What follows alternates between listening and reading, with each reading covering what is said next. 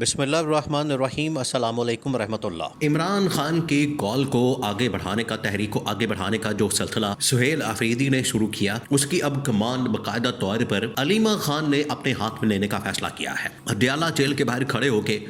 علیمہ خان کی جانب سے اعلان کر دیا گیا ہے کہ اب اس کی کمان تمام پاکستان کے اندر جتنی بھی خواتین ہیں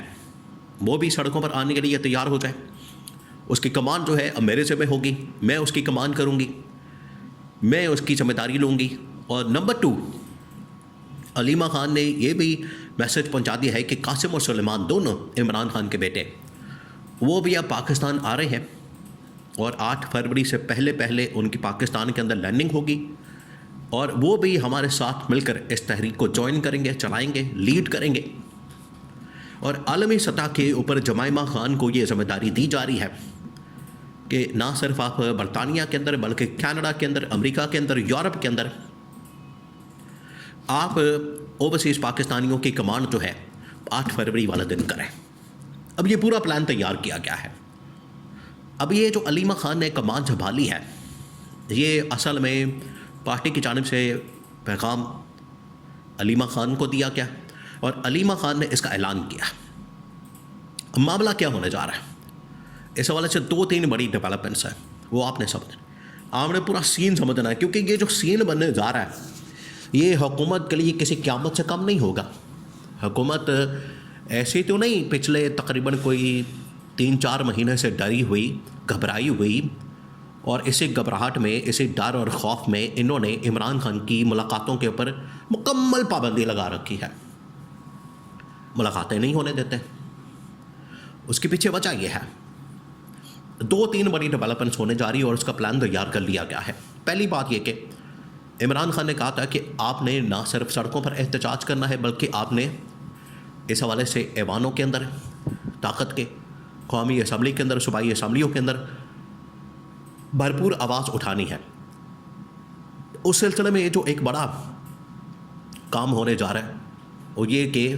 پی ٹی آئی کے جو اپوزیشن لیڈر جن کو ڈسکوالیفائی کر دیا گیا تھا،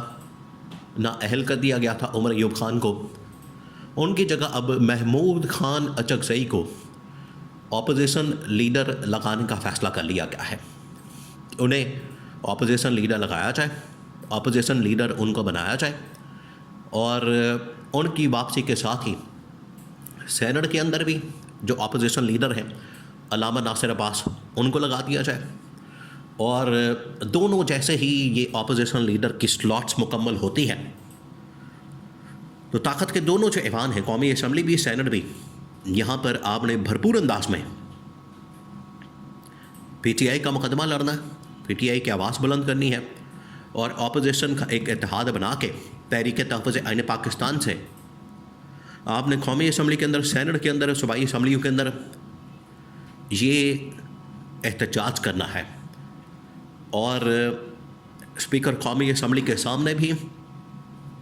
اور وہاں پر تمام اپوزیشن کے بینچوں پر بھی آپ نے آواز اٹھانی ہے۔ تو یہ پہلا سٹیپ ہونے جا رہا ہے، وہ جو عمران خان کی ایک 3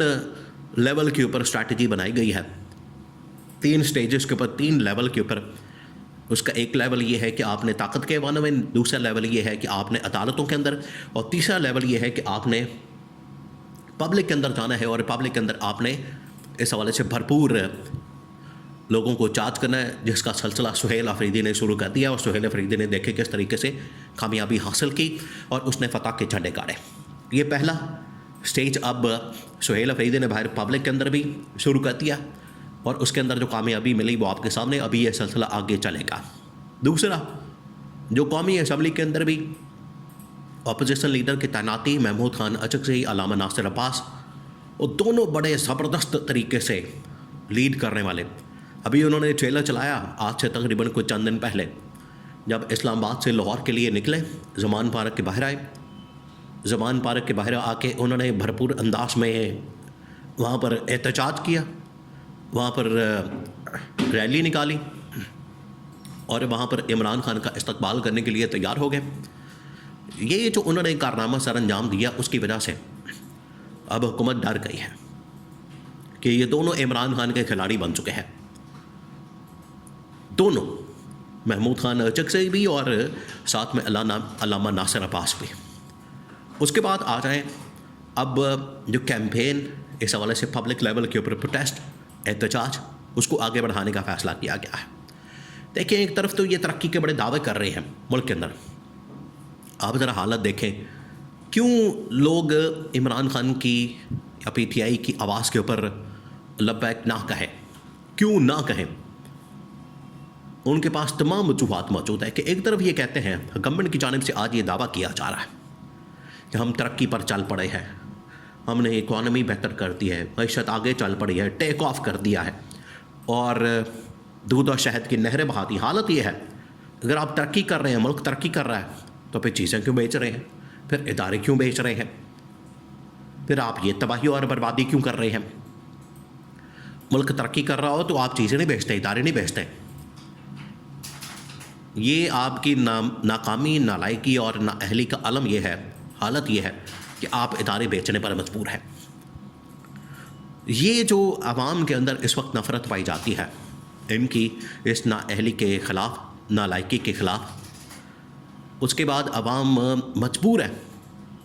کہ وہ ساتھ دیں. تو پی ٹی آئی نے جو سب سے بڑا فیصلہ کیا ہے, تحریک تحفظ آئین پاکستان پی ٹی آئی اور تمام جو اپوزیشن جماعتیں ہیں انہوں نے مل کر ایک حکمت عملی بنا دی ہے. اور جو حکمت عملی بنائی ہے اس میں کہا گیا ہے کہ خیبر پختونخوا کی جو کمان ہے سہیل آفریدی کا سپرد کر دی گئی ہے, پنجاب کی جو کمان ہے سلمان اکرم راجہ کے سپرد کر دی گئی ہے, سندھ کی جو کمان ہے حلیم عادل شیخ کے سپرد کر دی گئی ہے. اسی طرح سے خواتین کو جو کمان ہے پورے پاکستان کے اندر وہ علیمہ خان کے سپرد کر دی گئی ہے. اور سوشل میڈیا, ڈیجیٹل میڈیا اور نوجوانوں کی قیادت جو ہے وہ عمران خان کے دونوں بیٹے قاسم سلیمان سنبھالیں گے, باقاعدہ ان کو کمان دے دی گئی ہے. یہ اب فیصلہ کر لیا گیا اور اسی فیصلے کے مطابق, اسی اسٹریٹجی کے مطابق, اسی حکمت عملی کے مطابق آگے اب اگلے 2 سے 4 دنوں کے اندر پریکٹیکلی اس کے اوپر کام شروع ہو جائے گا. آپ سمجھیں نیکسٹ ویک سے, اور یہ معاملہ پھر چلے گا 8 فروری تک. درمیان میں گیپ آئے گا. یہ آپ سمجھیں کہ گورنمنٹ کی حکومت کی خوش قسمتی ہے کہ درمیان میں یہ رمضان کا گیپ آ جائے گا, ورنہ پی ٹی آئی جو مومنٹم بلڈ اپ کر چکی ہے, پی ٹی آئی نے جو اس وقت ایک لوگوں کو چارج کیا, موبلائز کیا, اس مومنٹم کے بعد لوگ اب پیچھے ہٹنے کے لیے تیار نہیں ہیں اور نہ ہی پی ٹی آئی واپس جانے کے لیے تیار ہے, کیونکہ کشتیاں چلا کے وہ اب میدان کے اندر آ گئے ہیں. یہ اب حکومت کے لیے آپ سمجھیں کہ ڈونا خواب شروع ہو چکا ہے